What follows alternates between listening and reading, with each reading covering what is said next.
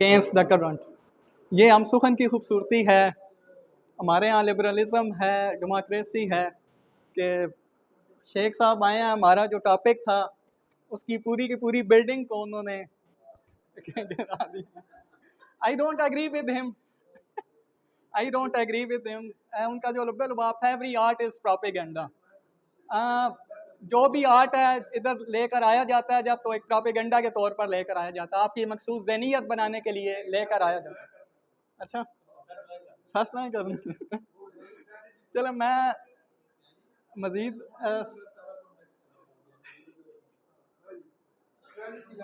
यही खूबसूरती है हमारे फोरम की। मैं अब हाँ जी, अब वो जो क्वेश्चन मार्क है ना, वो मिटाना प्रोफेसर इब्रार हुसैन साहब की और अल्लामा नज़ीर साहब की जिम्मेदारी है। मैं या हटेगा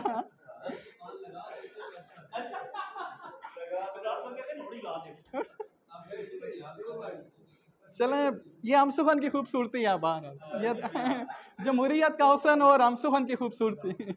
तो मैं अब इब्रार साहब को दावत देता हूँ। इब्रार साहब ने दर्स निज़ामी का भी कोर्स किया है। इब्रार साहब ने साहिब किताब भी हैं। इब्रार साहब की किताब का नाम है अफ़गानिस्तान एक तहज़ीबी मुतालिया, और सशोर की किताब है book course in general linguistics. उस किताब का इब्रार साहब ने इंग्लिश में तर्जुमा भी किया हुआ है। 41st कॉमन का हिस्सा रहे हैं, जैसे मैंने पहले कहा, एक्स ब्यूरोक्रेट हैं। ये हमारे लिए बहुत एजाज़ की बात है कि वो हमारे दरमियान मौजूद हैं, उन्होंने हमें टाइम दिया। मैं दावत देता हूँ प्रोफेसर इब्रार साहब, आपका मौजू है the Shakespearean concept of tragedy. Sir Ibrar साहब please, thank you so much. Ji sir.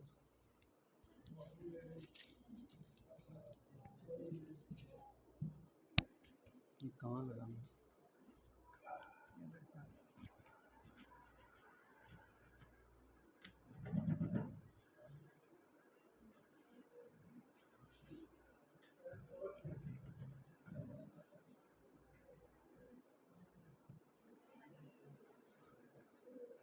शुरू कर दें? बिस्मिल्लाहिर्रहमानिर्रहीम। सबसे पहले मैं हम सुखन अदबी फ़ोरम भेरा, इसके जो मुंतज़मीन हैं, इन हज़रात का शुक्रगुज़ार हूँ। ये दूसरी मर्तबा है जब मुझे आप लोगों के साथ बात करने का मौका मिल रहा है। पिछली दफ़ा भी मेरा जो तासुर था वो बड़ा मुस्बत था यहाँ आकर। हालांकि यहाँ आने से पहले मेरे जहन में चंद एक ख़दशात थे, लेकिन यहाँ आकर मुझे एहसास हुआ कि नहीं, अदब के साथ वाबस्ता संजीदा लोग, कारी, अदब लिखने वाले लोग भेरा शहर में हैं। भेरा की एक पुरानी शनाख्त है इल्मी, और भेरा पाकिस्तान के इल्मी मराकज़ में से है, अदबी मराकज़ में से है। भेरा ने ऐसी शख्सियात पैदा की हैं जिन्होंने सिर्फ़ ये नहीं कि एक नुमायाँ हैसियत पैदा कर ली, बल्कि पाकिस्तान के इल्मी और अदबी मंजरनामे को बहुत मीनिंगफुली तब्दील भी किया। आप ख़ुद रिलेट कर सकते हैं, मेरा इशारा जिन बड़ी बड़ी शख्सियात की तरफ है, तो ये बहुत खुश आइंद है। आज भी मेरा तासुर पिछली दफ़ा की तरह बहुत अच्छा है, मुस्बत है। आप लोगों का रवैया बड़ा अच्छा, वेलकमिंग, और आप लोगों की दिलचस्पी, तवज्जो, ये सब बातें बहुत अच्छी हैं। मैं हम सुखन अदबी फ़ोरम के हज़रात को मुबारकबाद पेश करता हूँ। उनकी बड़ी हिम्मत है और बड़ी कमिटमेंट है। जिस तरह हमने हम सुखन अदबी फ़ोरम के प्रेसिडेंट को, दबीर अब्बास सैयद साहब को सुना, तो इनका बड़ा अज़्म है ज़बरदस्त किस्म का। और फिर प्रोफेसर अल्लामा نذیر صاحب ان کی موجودگی میں جس طرح شاہ صاحب فرما رہے تھے کہ یہ استاذ الاساتذہ ہیں، کوئی اس میں شک نہیں ہے. مجھے ان سے ذاتی طور پر استفادہ کرنے کا موقع تو نہیں مل سکا، لیکن ان کی شہرت ہم نے اپنے انٹر کے زمانے سے سننی شروع کی، انگریزی کے استاد کی حیثیت سے. گورنمنٹ کالج سرگودھا میں، بعد میں یونیورسٹی آف سرگودھا میں ان کی ایک بڑی حیثیت، وقار، بڑا اعتبار ان کا تھا. تو ان کی موجودگی میں مجھے کچھ باتیں کرنی پڑ رہی ہیں. میں ان کی عالی ظرفی سے امید رکھتا ہوں کہ کہیں اگر کوئی بھول چوک ہو جائے تو یہ انشاءاللہ نظر انداز کریں گے اور چھوٹا سمجھ کے اور شاگرد سمجھ کے میری اصلاح فرما دیں گے. تو موضوع جو آج کا ہے، مجھے تو جو موضوع دیا گیا ہے وہ ہے شیکسپیرین کانسیپٹ آف ٹریجڈی. ذرا اسے پریسائز کر لیں تو شیکسپیرین ٹریجڈی. سیشن کا جو عنوان ہے وہ ہے شیکسپیئر فار آل ایجز. تو میں باسط صاحب کے حسن ذوق کی داد دیتا ہوں.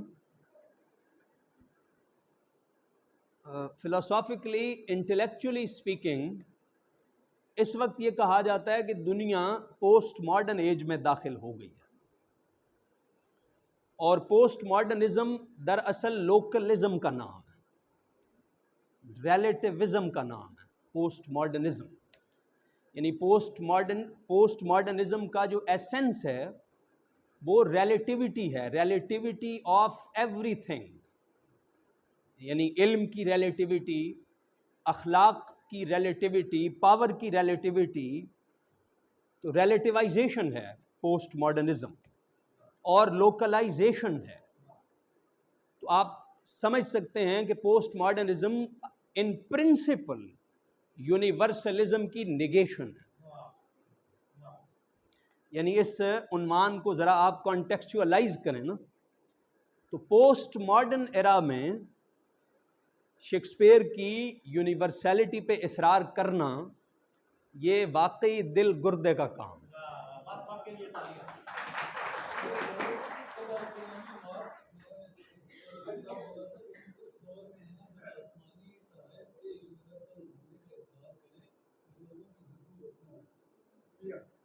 تو مطلب یونیورسیلٹی اپنی ہر شکل میں ایٹ سٹیک ہے. اب اچھا، یہ میں باتیں جو کر رہا ہوں نا، میں سجیسٹیولی نہیں کر رہا، نہ میں انہیں پرپوز کر رہا ہوں، میں صرف سٹیٹ کر رہا ہوں.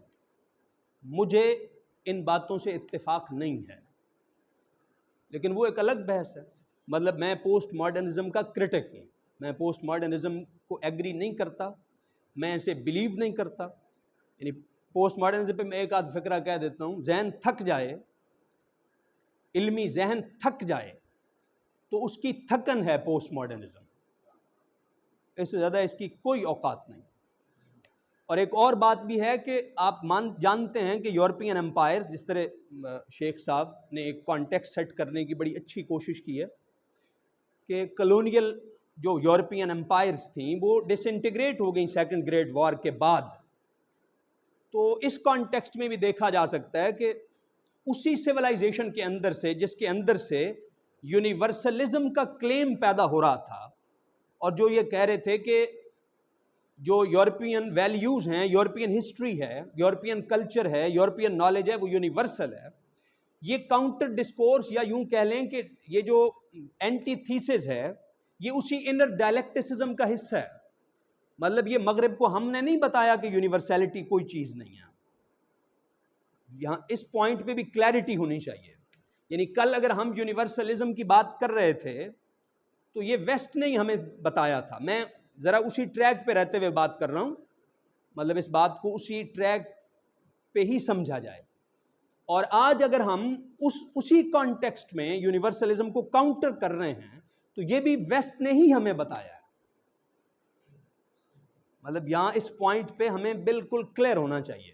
تو پوسٹ ماڈرن ایج میں شیکسپیئر کی یونیورسیلٹی کا جو موضوع ہے اگر میرا موضوع یہی ہوتا تو میں اسے آگے جاری رکھتا اور اس پر میں بہت باتیں کہتا، اور اس میں میں امید کر سکتا تھا کہ شاید 2-4 باتیں آپ لوگوں کے کام کی بھی نکل آتی۔ تو میرا جو موضوع ہے، اچھا ایک بات میں یہاں عرض کر دیتا ہوں، پھر آگے بڑھتے ہیں۔ یعنی میں کوشش کرتا ہوں کہ اس کا جو پرنسپل کانٹیکسٹ ہے نا وہ میں عرض کر دوں۔ دیکھیں، انسان 2 چیزوں کا مجموعہ ہے، ہر آدمی پرٹیکولیرٹی کا اور یونیورسیلٹی کا۔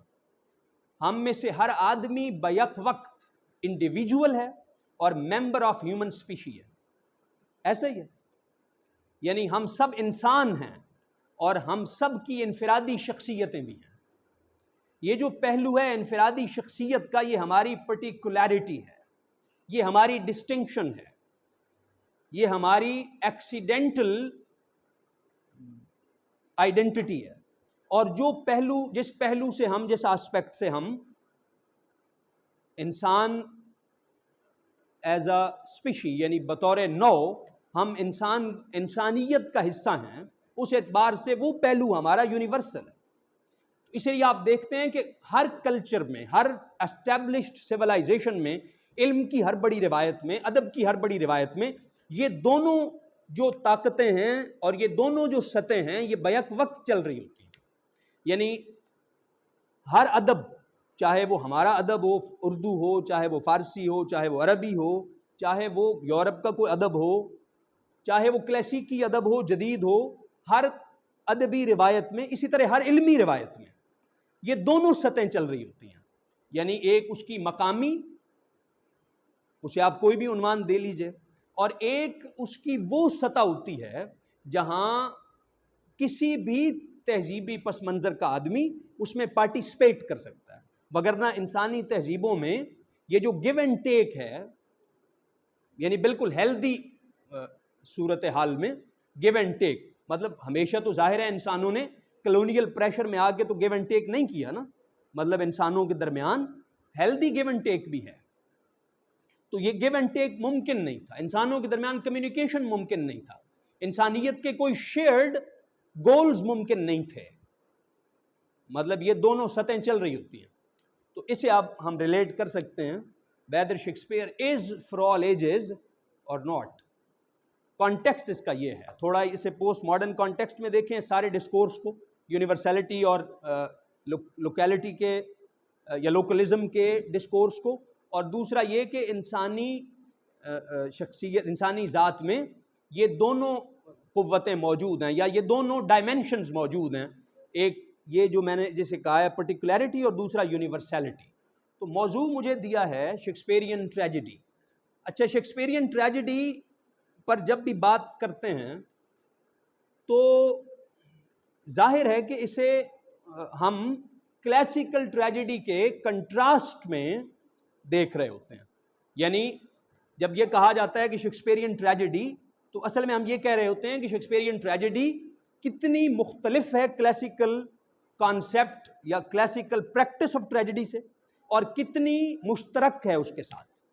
یہ مطلب ہمارا کانٹیکسٹ ہوتا ہے، شیکسپیرین ٹریجڈی کا یہ مطلب ہے۔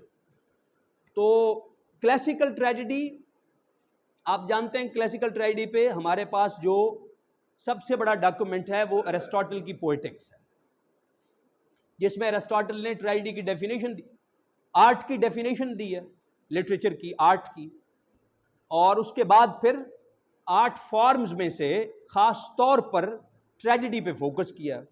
چونکہ پوئٹکس ہمارے پاس مکمل حالت میں موجود نہیں ہے، یہ فریگمنٹری ٹیکسٹ ہے، پوئٹک انکمپلیٹ ٹیکسٹ ہے، تو جو اس وقت ہمارے پاس ہے جتنی پوئٹکس، اس میں دیکھیں تو لگتا ہے کہ زیادہ فوکس ایرسٹاٹل کا ٹریجڈی پر ہے، ٹریجڈی کی ڈیفینیشن ہے، اور پھر ساری پوئٹکس آخر تک چلے جائیں کمپیریزن تک، ٹریجڈی اور ایپک کے کمپیریزن تک، تو ساری جو پوئٹکس ہے وہ اسی ڈیفینیشن آف ٹریجڈی کی تفصیل ہے۔ مطلب اس میں آپ دیکھتے جائیں کہ ایرسٹاٹل نے ایک ایک چیز کو پکڑا ہے، پلاٹ کو، کریکٹر کو، تھاٹ کو، سپیکٹیکل کو، میلوڈی کو، ایک ایک چیز کو پکڑا ہے، اور آئیڈیل ٹریجک ہیرو کو، اور آئیڈیل ٹریجک ہیرو کے تحت یہ جو کیتھارسس ہے اسے، تو یہ اسے ایلیبوریٹ کیا ہے، کانٹیکسٹ اس کا یہ ہے. تو ہمارے پاس جو اتھینٹک اور آفیشیل اسٹینڈرڈ اسٹیٹمنٹ ہے گریک ٹریجڈی پہ، اور یہ ذرا ذہن میں رکھیں کہ یہ ڈیفینیشنل اینگل سے ہے، مطلب ٹریجڈی کی فارم کیا ہے یہ ارسطو نے بتایا ہے، ٹریجڈی کا کانٹینٹ کیا ہوتا ہے یہ ارسطو نے نہیں بتایا. اگر ہم گریک ٹریجک ویژن اس کے بارے میں جاننا چاہیں تو اس کا ہمارے پاس یہی طریقہ ہے کہ گریک لٹریچر پڑھیں، یعنی گریک ایپک پڑھیں، گریک ٹریجڈیز پڑھیں، سوفوکلیز کو پڑھیں، یوریپیڈیز کو پڑھیں، یا اس سے پہلے ہومر کو پڑھیں.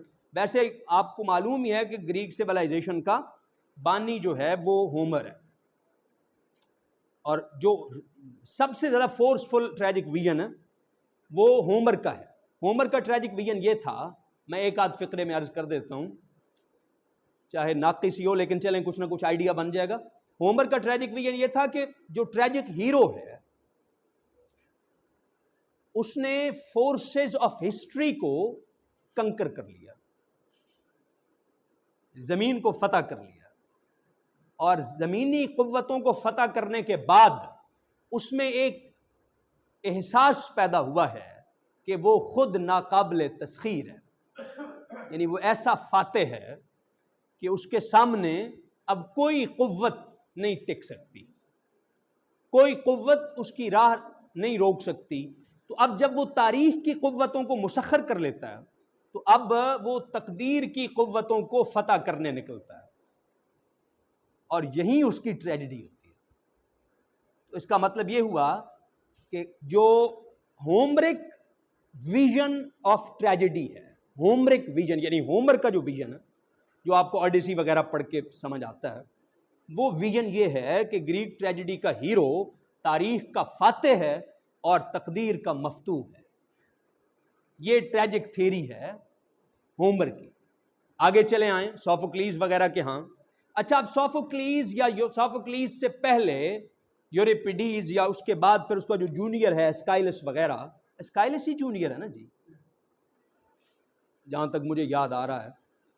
تو ان کے ہاں آپ دیکھ لیجئے یہ مطلب ہے کہ چوتھی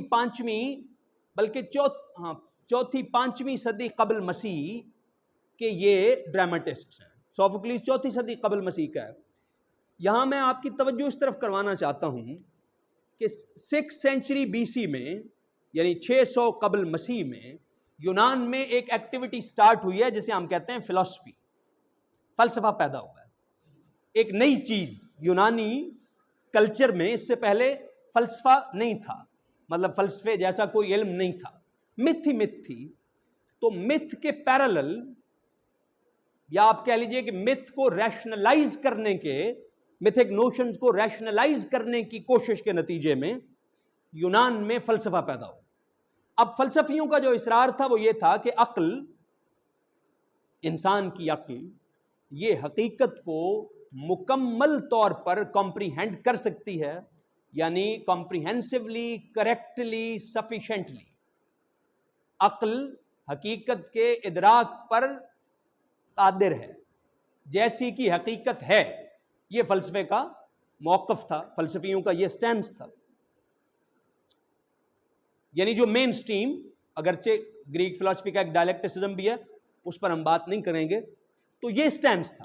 اب آپ دیکھ لیں کہ جب آپ یوریپیڈیز، اسکائلس اور سوفوکلیز ان کے ڈراماز پڑھتے ہیں، ایڈیپس ریکس آپ سب نے پڑھا ہوگا یا آئندہ پڑھیں گے، اسے ہی اگر آپ فوکس کریں تو آپ کو معلوم ہوتا ہے کہ یہاں عقل ہے تقدیر کے مقابلے میں، ارادہ نہیں. عقل تقدیر کے مقابلے میں ہے، اور جس طرح کہ ایڈیپس ریکس ریڈل سالو کر لیتا ہے تو اس کے بعد اسے پتا چلتا ہے کہ وہ اپنی جو ریڈل آف ایگزسٹنس ہے، کیونکہ بنیادی سوال تو ایڈیپس ریکس کا ہے، who am I. Oedipus is every man, who am I, یہ ہر ایک کا وجودی سوال ہے بنیادی، میں کون ہوں. اس سوال کی گونج بہت زیادہ ہے، مطلب شاید ہماری سماعتیں، یعنی ہماری سماعت سننے کی جو قوت ہے وہ ناکافی ہے اس کی گونج کو سننے کے لیے. ہو ایم آئی، یہ اتنا بڑا سوال ہے کہ جیسے پوری کائنات اس کے ساتھ گونج رہی ہے. انسان جب یہ کہتا ہے نا ہو ایم آئی، تو پوری کائنات لرز اٹھتی ہے یہ معمولی سوال نہیں ہے اسے اگر آپ محسوس کریں، کیونکہ میں کچھ ہوں تو پھر وجود اور یہ کائنات اور یہ سب کچھ ہے، اگر میں کچھ نہیں ہوں تو پھر کچھ بھی نہیں ہے. سمجھ آ گئی بات کی؟ ہو ایم آئی، یہ سوال ہے ایڈیپس ریکس کا. تو اب وہ سمجھتا ہے کہ میں یہ جو ریڈل آف ایگزسٹنس ہے میں اسے بھی حل کر لوں گا، اور اس کے بعد آپ کو معلوم ہے کہ ٹیریسیس کے ساتھ اور اوریکلز اس طرف اس کا کیا رویہ ہے، اور پھر نتیجہ کیا نکلتا ہے. بالآخر عقل کو اپنے اس دعوے پر اصرار سے ہینڈز اپ ہونا پڑتا ہے، دستبردار ہونا پڑتا ہے. یعنی پھر عقل بالآخر سرنڈر کرتی ہے. ایڈیپس ٹرائیالوجی ہے. اس کا جو تیسرا حصہ ہے ایڈیپس ایٹ کولونس. ایڈیپس جب تھیبس سے نکلتا ہے تو کولونس جاتا ہے، اور وہاں پھر یہ ایڈیپس ریکس آپ سمجھ لیں دوسرا ٹیریسیس بنتا ہے. یعنی وہ ٹیریسیس جس کی ظاہری آنکھیں نہیں ہیں لیکن وہ حقیقت شناس ہے اور وہ وجود کی رمز سے واقف. تو یہ اگر آپ ویژن کی بات کریں تو گریک جو ڈرامٹسٹس ہیں ان کا ٹریجک ویژن یہ ہے کہ عقل حقیقت کے کلی ادراک سے، حقیقت کے ہولسٹک کمپریہنشن اور ہولسٹک ویژن سے عاجز ہے، قاصر ہے. عقل سیلف سفیشینٹ نہیں ہے. یہ گریک ٹریجڈی کا ایسنس ہے. اچھا ابھی ہم آگے چل کر شیکسپیئر کے بارے میں دیکھتے ہیں کہ شیکسپیرین ٹریجڈی کا ایسنس کیا ہے، بلکہ میرے خیال یہی میں ریلیٹ کر دوں بات زیادہ سمجھ آئے گی. اچھا ابھی ٹولسٹائے کا حوالہ یہاں دیا گیا، تو آپ میں جو اسٹوڈنٹ ہیں ٹولسٹائے کا ایک کریٹیکل ایسے ہے آن شیکسپیئر، کریٹیکل ایسے آن شیکسپیئر ٹولسٹائے کا، وہ ہو سکے تو پڑھیں. اس میں ٹولسٹائے کہتا ہے Shakespeare is insignificant, inartistic, he lacks essence, there is no religious significance in Shakespeare. Shakespeare has no ethical sense. یہ سارے جو میں نے ابھی فریزز بولے ہیں ان میں سے میں نے مطلب وہ اپنی طرف سے نہیں بنائے، یہ آپ سمجھ لیں تقریباً لفظ بلفظ میں نے کوٹ کیا ٹولسٹائے، اور یہ میں نے لیے وہاں سے ہیں. ٹولسٹائے کا رسپانس اگر آپ نے پڑھنا ہو تو ولسن نائٹ کی ایک کتاب ہے the wheel of fire. Wilson Knight یہ 20th سینچری کرٹک ہے. اس کی کتاب کا جو پریفیس ہے وہ ٹی ایس ایلیٹ نے لکھا ہے. دا ویل آف فائر کا پریفیس ایلیٹ نے لکھا ہے. ایلیٹ بھی اس میں کہتا ہے کہ میں اس طرح تو نہیں سمجھتا کہ جس طرح مثلا دانتے کے ہاں ایک فلسفی ہے، شیکسپیئر میں اس سینس میں تو فلسفی نہیں ہے، بٹ دیر از. یعنی شیکسپیئر کے اندر سے ایک ویژن آف لائف ڈیرائیو کیا جا سکتا ہے. اس حد تک ایلیٹ بھی ایگری کرتا ہے. تو اسے رسپانس اگر آپ نے دیکھنا ہو تو ہم اس میں نہیں جاتے، ذرا تفصیل ہو جائے گی. آپ ولسن نائٹ کا رسپانس دیکھ سکتے ہیں، یعنی رسپانس ٹو ٹولسٹائے. ٹولسٹائے کا جو سٹینس ہے کہ شیکسپیئر میں کوئی ریلیجیس ڈیپتھ نہیں ہے، کوئی میننگز نہیں ہے، بلکہ شیکسپیئر کے کردار وہ کرتے ہیں جو بس ان کے لیے ممکن ہوتا ہے کسی بھی سچویشن میں. مطلب شیکسپیئر وہ کہتا ہے شیکسپیئر جو ہے نا یہ ہماری جو مورل کانشیسنیس ہے اسے ہرٹ کرتا ہے. یعنی شیکسپیئر کے ہاں اب آپ دیکھیں کارڈیلیا کے ساتھ جو کچھ ہوا ہے، how would you justify it?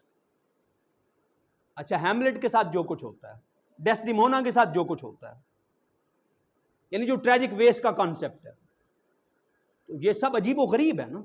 تو ٹولسٹائے کہتا ہے کہ یہ جسٹیفائبل ہی نہیں ہے. اس کا رسپانس دیکھنا ہو تو آپ ولسن نائٹ کو پڑھیں. وہ رسپانس اگر میں آپ بتاؤں گا تو وہ بھی مکمل نہیں ہوگا، ہمارے پاس اتنا ہی وقت ہے. تو شیکسپیئر کا جو ایسنس ہے ٹریجڈی کا ایسنس، پہلی بات تو یہ کہ Shakespearean tragedy is a tragedy of پیشن.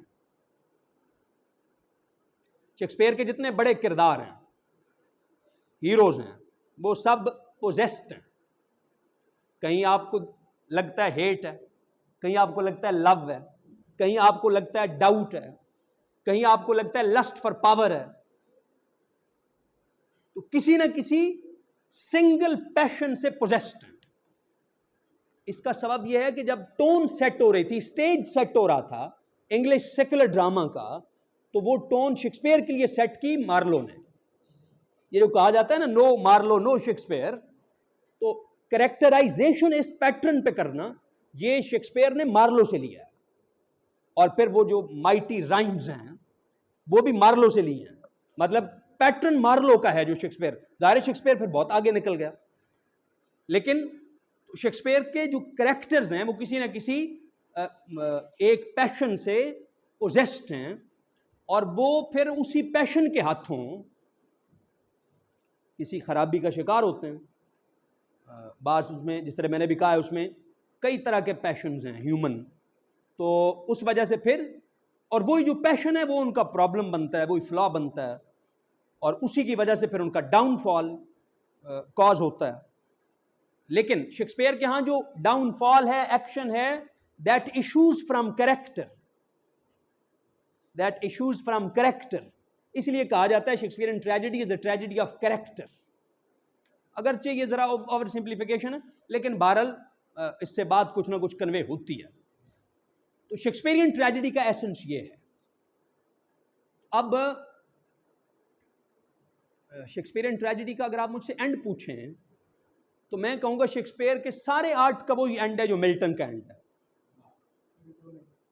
وہ کیا ہے؟ To justify the ways of God to man. مطلب میں ان لوگوں میں سے ہوں جو اس بات کو مانتے ہیں دیر از شیکسپیرین progress in Shakespeare, there is a vision, there is a particular approach to life, there is a context. سارے شیکسپیئر کا ایک کانٹیکسٹ ہے. شیکسپیئر کے ہاں ایک سینسیبلٹی ہے. کوئی بھی بڑا رائٹر، اچھا شیکسپیئر کے ہاں ایک یونٹی ہے، جیسے کالرج نے کہا ہے نا آرگینک یونٹی. تو شیکسپیئر کے ہاں ایک یونٹی ہے. کالرج کے بھی لیکچرز ہیں شیکسپیئر پہ، وہ بھی اسٹوڈنٹس کو دیکھنے چاہیے. لیکچرز آن شیکسپیئر بہت ہی زبردست چیز ہے، بہت ہی زبردست. کالرج کے لیکچرز، آپ اس میں سے بہت کچھ سیکھیں گے. آپ کو شاعری پڑھنے کا اندازہ ہوگا اور کیسے اپروچ کرنا ہے، اور تنقید کے بنیادی اصول کیا ہو سکتے ہیں. مطلب سیکھنے کی حد تک آپ بہت سیکھیں گے اگر آپ کالرج کے لیکچرز کو دیکھیں گے. کالرج نے سے کہا آرگینک یونٹی شیکسپیئر کے ہاں ایک ہے. کیونکہ جو بھی بڑا رائٹر ہوتا ہے نا، اس کے اندر اگر ایستھیٹک یونٹی نہ ہو، اگر اس میں کوئی جمالیاتی وحدت نہ ہو اس کے کام میں، تو اسے تو معمولی نوعیت کا فنکار بھی نہیں تسلیم کیا جائے گا. چاہے جائے کہ بڑا ادیب مان لیا جائے یا بڑا فنکار مان لیا جائے. ایک بات سمجھیں، فلسفی میں اور آرٹسٹ میں ایک فرق ہے. کام دونوں ایک ہی کرتے ہیں. فلسفی اس کائنات کے مد مقابل اس کائنات کی عکاس ایک تصویر بناتا ہے عقل کی زور سے، عقل کی بنیاد پر. اور آرٹسٹ بھی یہ تصویر بناتا ہے جذبے کے زور. یعنی جو آرٹسٹ کی تصویر ہے وہ جمالیاتی ہے. وہ جو فراز کا شعر ہے نا، شاعری تازہ زمانوں کی ہے معمار فراز، یہ بھی ایک سلسلہ کن فیکون ہے یوں ہے. سلسلہ کن فیکون ہے یوں ہے.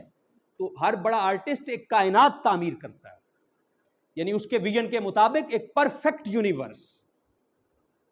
مطلب اس جہان میں رہتے ہوئے کچھ نہ کچھ شکوہ تو ہم سب کے دلوں میں ہے نا. مطلب یہ کائنات ہمیں لگتا ہے کہ آئیڈیل لیونگ کنڈیشنز نہیں ہیں یہاں پر. اس کی اپنی جسٹیفیکیشنز ہیں، اس کی اپنی ایکسپلینیشنز ہیں اس پوائنٹ پہ. لیکن یہ ہے کہ آرٹسٹ جب اسے ایکسپیرینس کرتا ہے تو ایک پیرالل یونیورس وہ کریٹ کرتا ہے.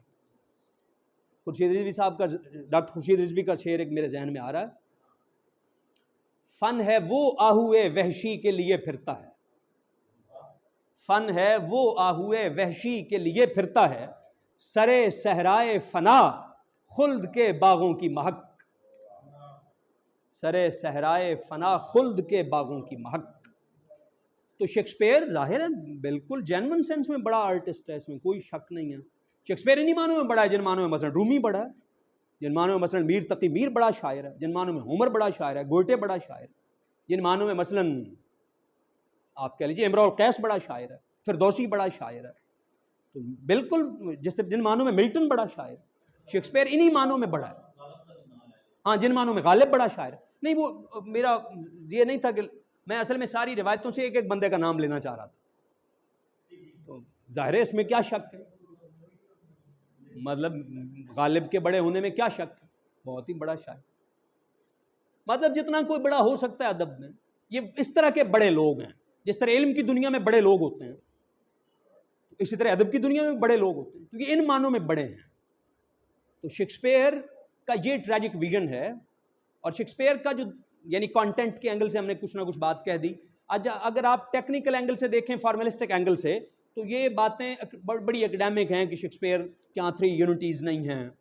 اچھا، شیکسپیئر کے یہاں سیپریشن نہیں ہے ٹریجک اور کامک ایلیمنٹس کی، بلکہ شیکسپیئر نے تو ایک پوری فارم اگر کریٹ نہیں بھی کر دی تو اسٹیبلش کر دی، ٹریجی کامیڈی. ٹھیک ہے جناب، ایک پوری فارم شیکسپیئر نے بنا دی. یا پھر ہم یہ کہتے ہیں کہ شیکسپیئر